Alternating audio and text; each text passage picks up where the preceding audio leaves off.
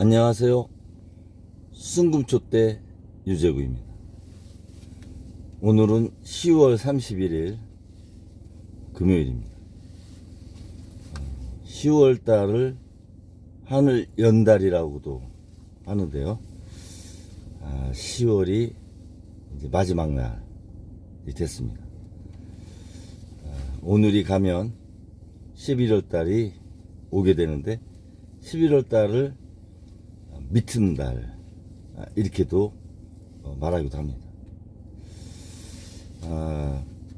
사람이든 시간이든 보내는 것은 아쉬운 감정이죠. 자신이 생각했던 것들을 다 하지 못했던 거에 대한 아쉬움, 또는 그 계절을 생각하면서 지난 추억을 떠올리고 아련한 그런 그리움, 그런 감정이지 않나 이런 생각이 듭니다. 최근에 정치 경제 상황이 다변적으로 이렇게 변하고 있죠. 특히 트럼프 대통령 중심의 세계, 이렇게도 이제 보아집니다. 제가 쇼츠에 파레토 법칙 올렸는데요. 상위 20%가 80%를 움직이는 그런 법칙으로 간단히 이제 말씀드리면 그런 건데, 반대적인 개념이 롱테일 법칙이죠. 80%의 일반 다수가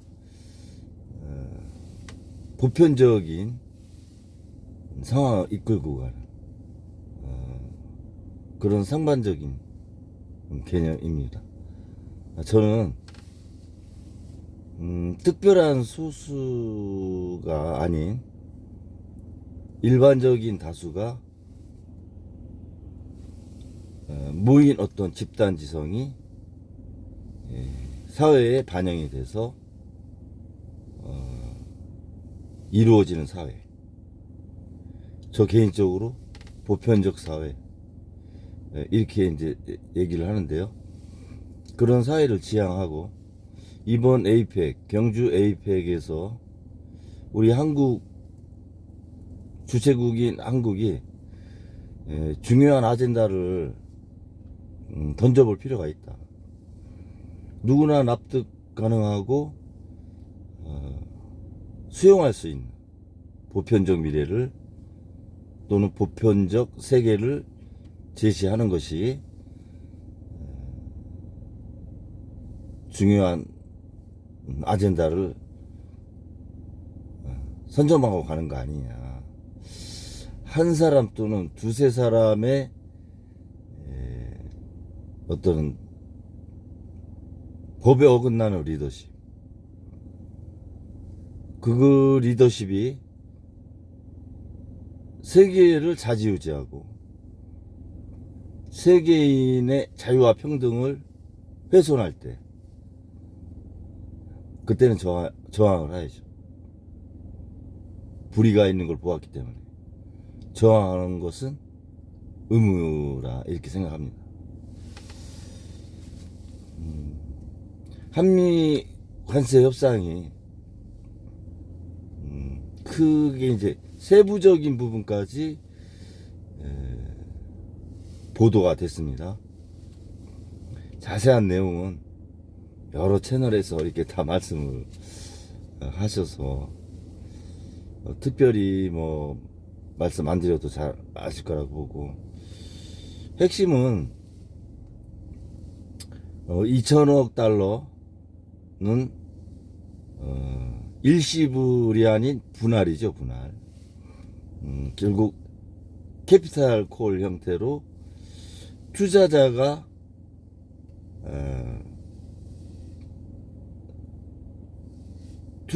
투자의 상황이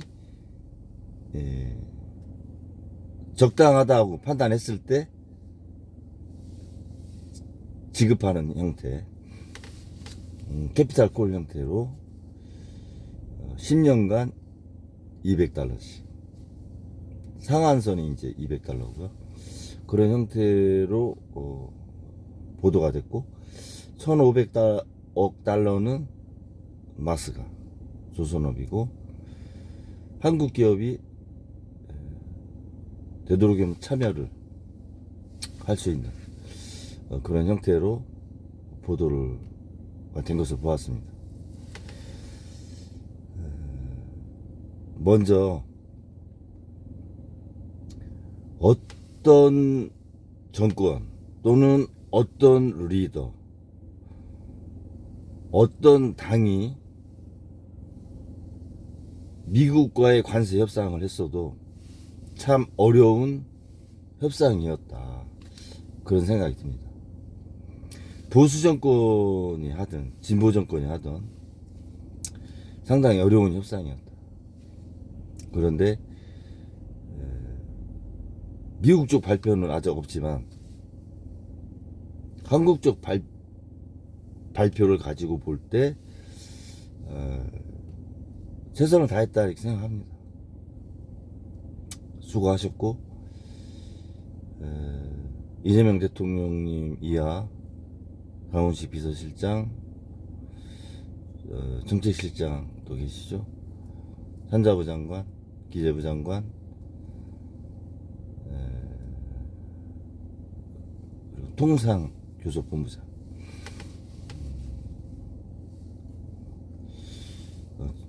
통화 수화푸는 체결을 못했지만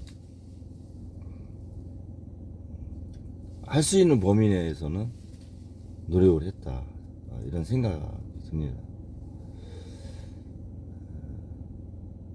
저는 세부적인 것도 사실 중요하죠. 우리나라 외환보유고가 4,100억 달러 정도 되는데, 그 정도 뭐 한 84%에 대한 정도 되는 3,500억 달러를 45일 안에 일시불로 넣으라고 하는 상황에서 그나마 선전했지 않느냐, 또 그렇게 보아집니다. 앞으로 진행을 할 때 잘 진행을 하면 된다, 이런 생각을 갖고요.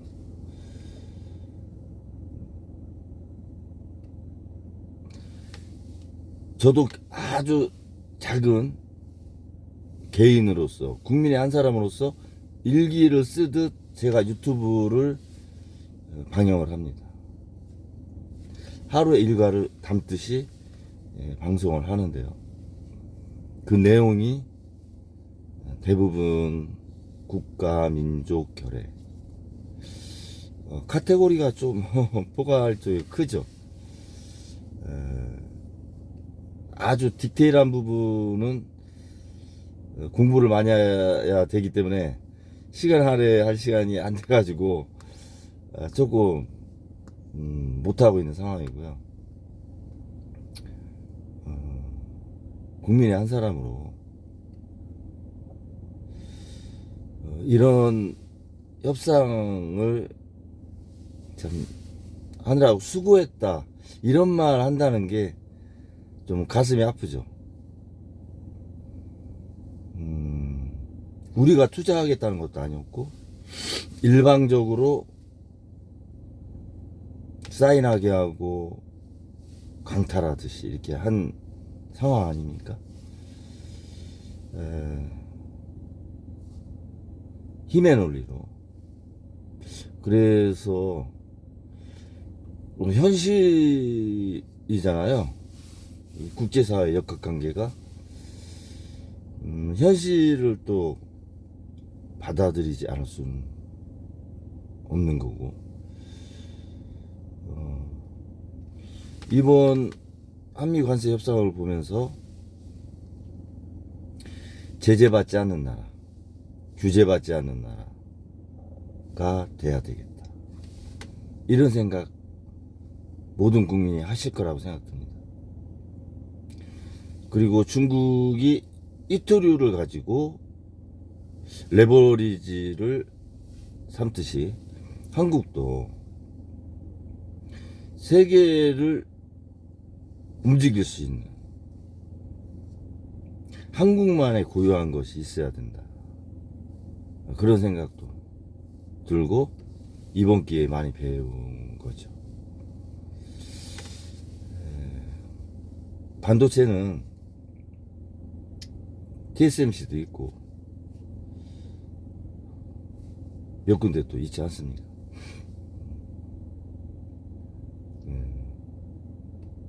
강한 나라가 돼야 된다. 그런 생각이 많이 듭니다. 우리나라가 한국이 지하 자원이 없잖아요. 저렴한 노동력, 우리 부모님 세대 공돌이 공순, 그거 좋은 것이라고 안 했죠. 국민 훈장이다. 공돌이 공순이 무궁화 훈장을 다 받으신 분들이다. 우리 윗세대 분들은. 저는 그렇게 생각합니다.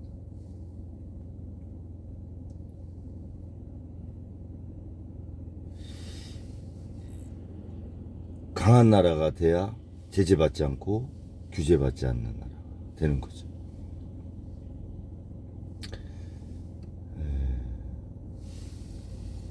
지금 금, 주식,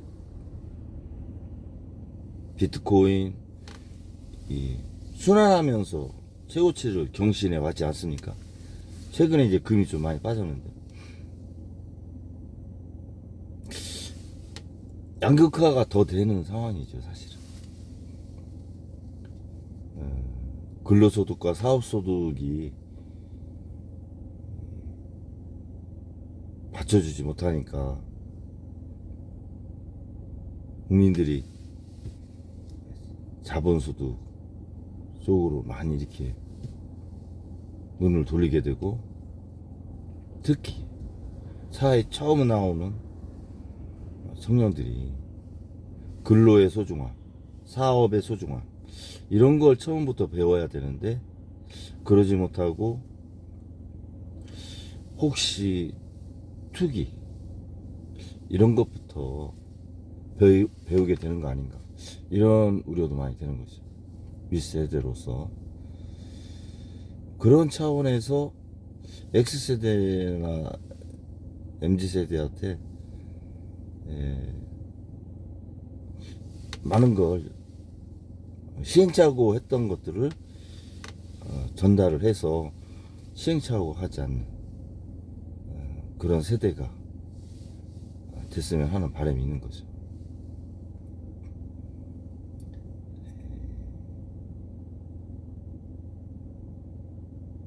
저는 이 지금 택시를 하면서도 뭐 하루에 한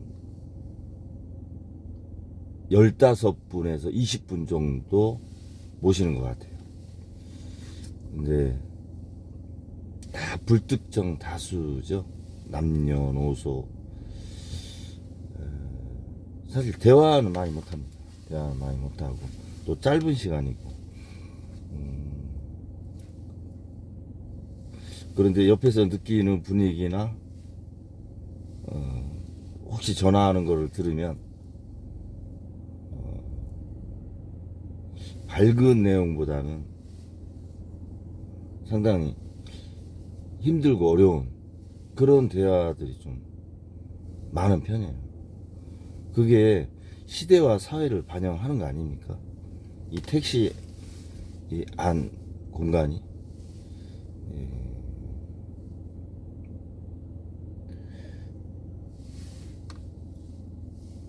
관세 협상이 끝났다고 모든 게 끝난 건 아니죠. 이제 시작인 거죠. 하나씩 하나씩 잘 풀어나가고, 청년들이 근로의 소중함, 또 개인 사업자나 기업을 하시는 분들의 그 소중함을 아는 게 중요하다.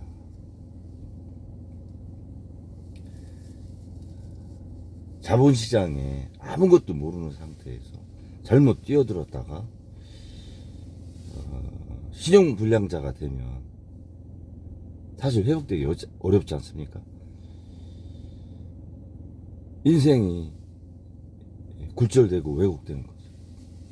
험난한 삶이 되는 거 아닙니까? 자본주의 사회에서 힘든 길이죠. 그 길이.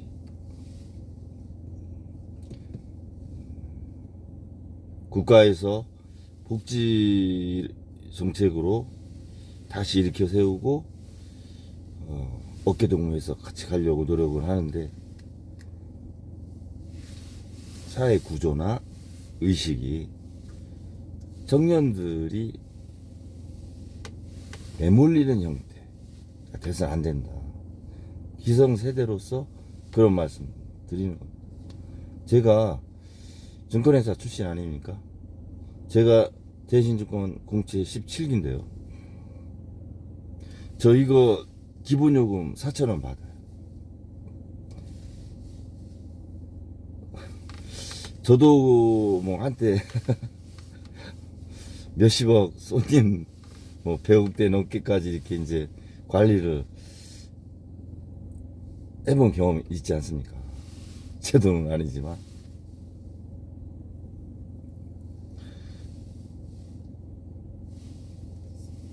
(4,000원) 기본요금, 또 제가 또 문구점 하잖아요. 모나미 볼펜 300원 400원 이런 거 팔기 쉽지 않아요. 그런 마인드가 있다면.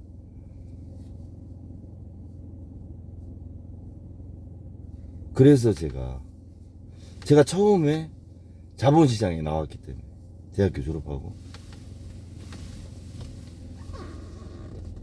시행착오를 많이 했죠. 그래서 그런 길을 걷지 않았으면 좋겠다, 그런 생각이 많이 드는 거죠. 너무 힘들었어, 그 길이.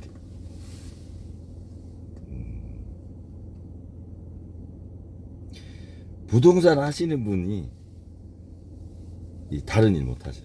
그리고 흔히 얘기하는 술집, 뭐 양주 20만원짜리 파시고 이렇게 좀 한 테이블당 이제 뭐 몇십만원 이렇게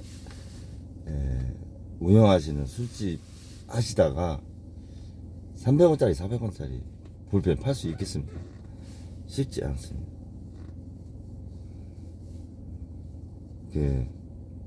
저도 만감이 교차하고 여러 가지 생각이 많이 들죠.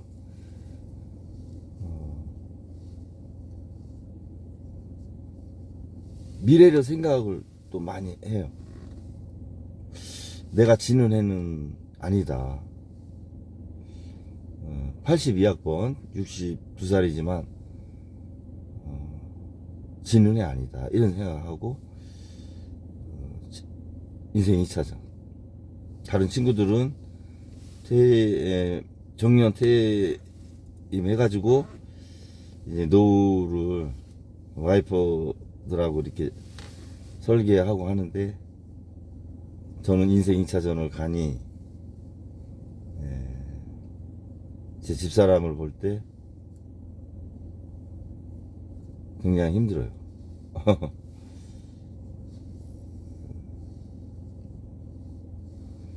뭐라고 이렇게 표현은 할 수 없는 감정, 그런 거 있습니다. 조금 견뎌보자, 이런 마음으로 추스리면서 이렇게 가고 있습니다.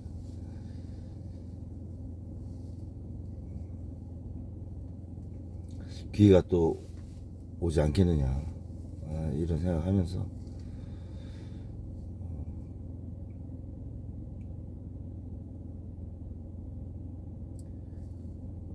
좀 근로를 해서 뭔가 사회생활을 하고 노후를 준비를 하고 싶은데 근로만 가지고는 좀 어려운 상황이죠. 저 같은 경우는 이제 한개 사업자인데 이자 비용이 좀 많아가지고 버거워요. 그래서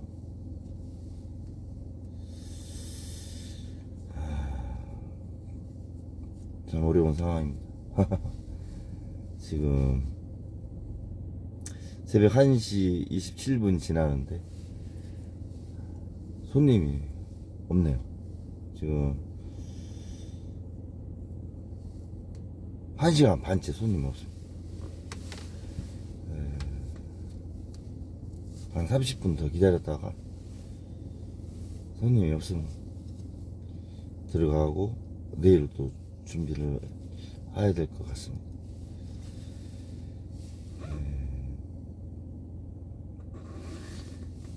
많은 유튜브에서 정치와 경제에 대해서 그런 주제를 가지고 운영을 많이 하시고 좋은 말씀도 많이 하시는데 참 미래에 대해서 이렇게 말씀드리기가 굉장히 어려운 시절이죠. 지금 주식도 그렇고 부동산도 그렇고 자본시장이나 실물시장에 대해서 미래에 대해서 얘기한다는 게 조심스러워요. 그래서 제가 경제적인 부분은 조금 자제하고 서정적인 거나 단상 이런 쪽으로 좀 쇼츠도 많이 올리는데요.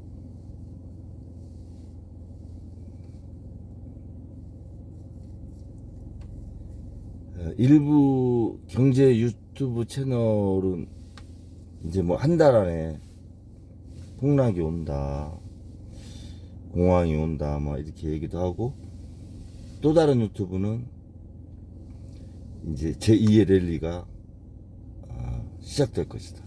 완전히 반대죠. 그렇기 때문에 수요와 공급이 있는 거예요. 자본주의는 침체, 공황, 실업 이런 걸 먹고 자라는 것 같아요. 그리고 그것마저도 안 되면 전쟁을 먹고 자라는 것 같습니다. 자본주의가. 그러니까 자본주의는 인류가 만든 최적의 경제 제도는 아닌 것 같아요. 너무 많은 희생을 요구를 해요. 자본주의 자체가. 그런 생각이 많이 듭니다. 그리고 소수를 위해서 너무 많은 주변의 사람들이 희생을 해야 돼요. 자본주의 구조가. 그런 거가 참 속상합니다. 그 희생하시는 분들은 이름 없이 사라져 가죠. 역사에 이름 하나 남기지 못하고.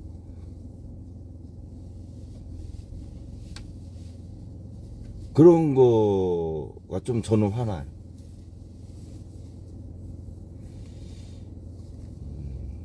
이용당한다고 할까?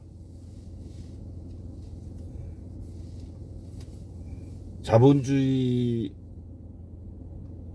대체할 수 있는 새로운 경제 제도가 나와야 되고, 트럼프가 지금 지향하는 그런 세계적인 어떤 구도, 그거 오래 가지 않을 거라고 저는 봅니다. 견디질 못할 것 같아요. 미국인들도 그렇고, 세계 국가라든가 세계 전 인구가 트럼프식의 그런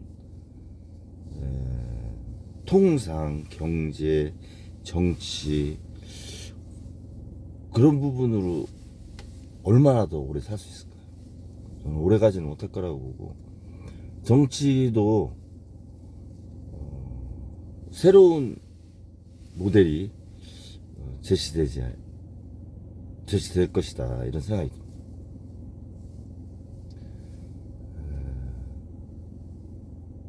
민주 진영이나 진보 진영, 보수 진영 다 한계에 온 것 같아요. 한계. 제도 면에서, 정치든 경제든. 학계에서 좀 이렇게 제시를 좀 해주는 것도 괜찮은 방법이다. 누차 제가 유튜브에서 말씀드렸는데, 학계 역할이 필요할 때 아니냐, 이럴 때. 특히 인문학 쪽 베이스에 문제가 있지 않습니까? 토양이. 그런 생각이 많이 들고, 아무튼 11월은 화이팅하고 좋은 일이 제 유튜브를 보시는 가정에 행복과 건승이 함께 하기를 바라면서 방송을 마치겠습니다. 감사합니다.